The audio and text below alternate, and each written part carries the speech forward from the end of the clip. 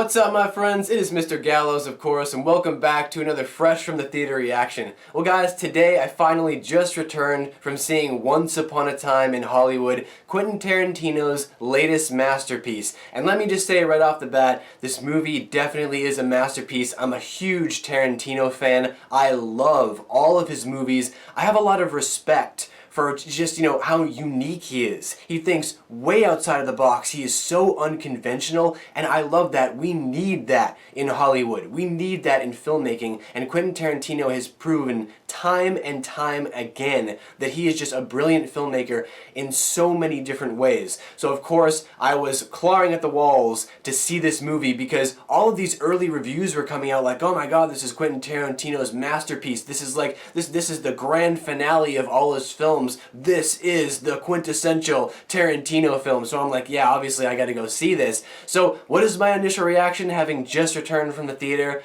Yes, amazing film.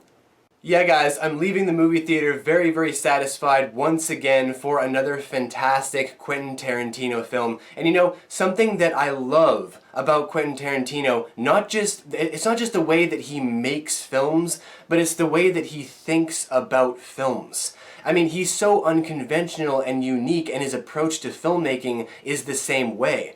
And why his films are approached differently is because he likes to focus on the actors in the movies. That's what his strong suit is. And sometimes, yes, that can come back around to bite him, but here once again we had these fantastic performances by Leonardo DiCaprio, Brad Pitt, Margot Robbie. I would have liked to see a little bit more of Margot Robbie, but she was still really, really fantastic in the movie. And he focuses the entire structure of the movie around only the acting. I mean, there's like no plot in this movie at all. And I oddly didn't really have a problem with that. I mean, we'll get into that a little bit later. Like I said, the movie's like not perfect. It really isn't. There's a lot of flaws in the movie, and we'll get into that in a little bit. But why I love this movie so much is that it's a film about performances. That's what the film is about. It's literally just a bunch of scenes strung together. In a similar style to Pulp Fiction. They're not similar movies by any stretch of the imagination, but the filmmaking style is similar in that it's just it's a set of scenes all strung together with these very, very strong performances, and it's all focused on the acting. And I'm so captivated. I was so captivated by this movie, just sitting there watching what was going on. Something else I really enjoyed about this movie is that it just pays homage to that old, gritty, dark Hollywood-style filmmaking that was Hollywood in the late 60s. I mean, he is able to perfectly capture this atmosphere. Obviously, none of us were alive. I mean, some of you might have been alive during 1969 when this movie is set, but, I wasn't. So when I watch this film, I assume that this is how it was because Tarantino is so good at capturing that environment.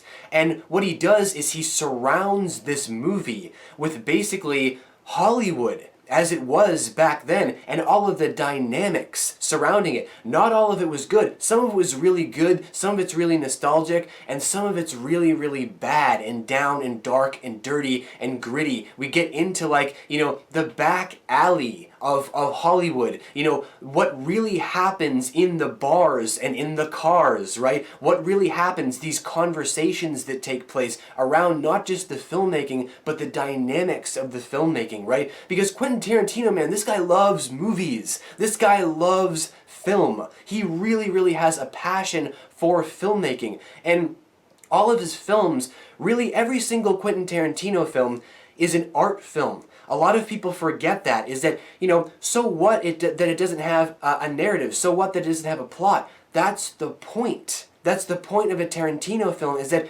it's just scenes that are strung together, and the focus is on the acting. The focus is on the performances. And once again, in this movie, everyone is just giving stunning performances to the point where it's almost as if you don't notice. It's like you don't notice that there's no plot because you're building it with the characters in your own head. The performances are so good that you're building your own backstories and you're building your own plot lines and you're trying to figure out what's going on and what's happening. And again, that's the point of a Tarantino film. That's what he wants you to do. He wants to bring that appreciation of real raw filmmaking back so that you don't need a plot, and that's okay. One more thing I did want to mention before I wrap up this review, and I can't get into spoilers or anything, so I won't go into any details, but let me just say this, guys. Like, the final act of this movie is so excellent and just amazing and stunning and really just, you know, you can't describe it. I mean, it's just a total wow moment. And I think that's where all these fantastic, you know, excellent 10-star reviews are coming from, because the movie does have a lot of, you know, underwhelming qualities to it. But man, by the time we get to the final act of this film, it's just, we see what Tarantino was planning for the entire movie and how he planned to wrap everything up, how he planned to end it. And that is where all these phenomenal reviews are coming from, really. Because it's just, you know, I haven't seen a movie ended like that in a long time. I haven't seen someone who understands filmmaking, you know, like that in a long time. And that third act really perfectly portrays the brilliance of Quentin Tarantino, the decisions he makes, the directing choices he makes, the overall execution of all the scenes in the final act is just truly stunning. And it proves why Quentin Tarantino will always be a force. And I honestly hope that he keeps making films, man. I want to see more Tarantino for the rest of my life. I hope this guy is 99, 100 years old, still in the directing chair, because he's amazing. Alright, so let's get into some of those more underwhelming moments of the film, because yes, the film is not perfect. It does have a lot of, dare I say, dull moments, and that comes from, you know, something that I mentioned before, how it's just a bunch of scenes strung together, and while I love that and respect that, this movie is a little bit more boring than other Quentin Tarantino movies. And it really pains me to say that, because I love his directing style so much, but seriously, like 75% of this film is just like dialogue and exposition and people explaining things, and you're just going to like different movie sets and just like experiencing what's going on.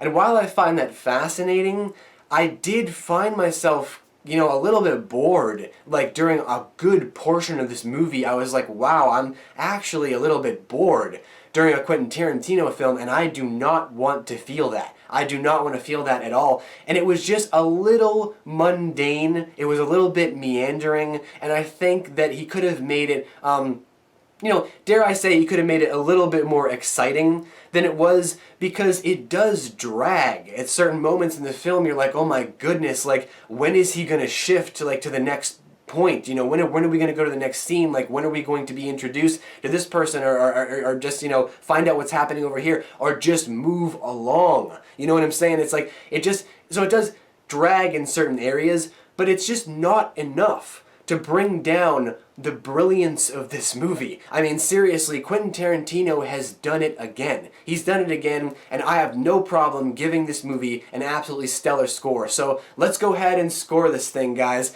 For Once Upon a Time in Hollywood, I'm gonna go ahead and give this film, bam, 90%. Yes, guys, it is that good. It is the quintessential Quentin Tarantino film.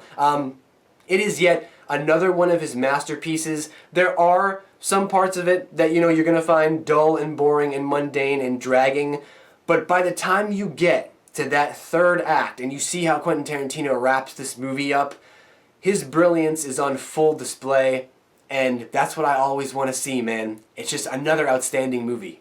Well, my friends, that's going to do it for my fresh from the theater reaction to Once Upon a Time in Hollywood. Now it's time for you guys to leave all of your thoughts, opinions, and your scores, of course, down below in the great white void. And as always, until next we meet, take care, and I hope to see you guys back here for the next movie review very soon. Now, it's time for me to... Damn it! But now, it's time for me to go find my own. Damn it. Damn it.